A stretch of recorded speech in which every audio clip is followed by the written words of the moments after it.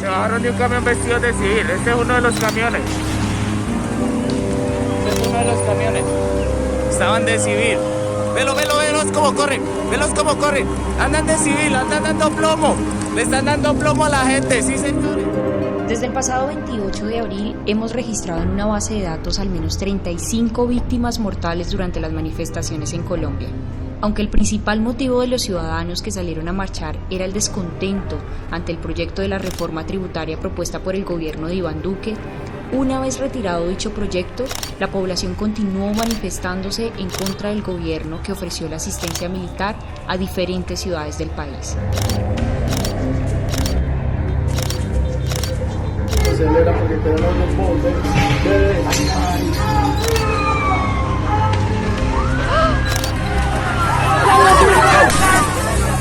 ¡El 5 de mayo 2021! Palo Blanco es una zona de... Varias organizaciones de derechos humanos han denunciado reiterados casos de abuso y violencia letal por parte de la fuerza pública. Entre el 28 de abril al 4 de mayo, Indepaz registró 87 personas desaparecidas, 200 agresiones por la policía, 1.220 personas heridas y 9 casos de abuso sexual. Aunque el proyecto de la reforma tributaria se cayó, miles de ciudadanos siguen marchando por diferentes motivos.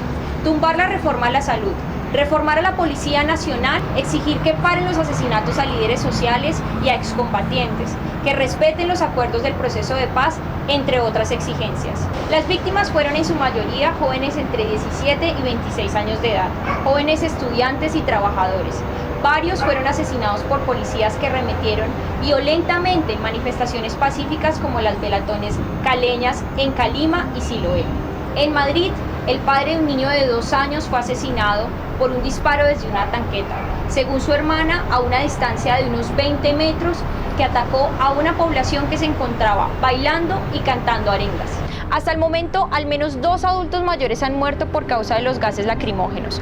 Uno de estos casos es el de Jovita Osorio, de 73 años, quien después de que un casquillo de gas entrara por el patio de su casa, falleció de un paro respiratorio en la clínica Rafael Uribe.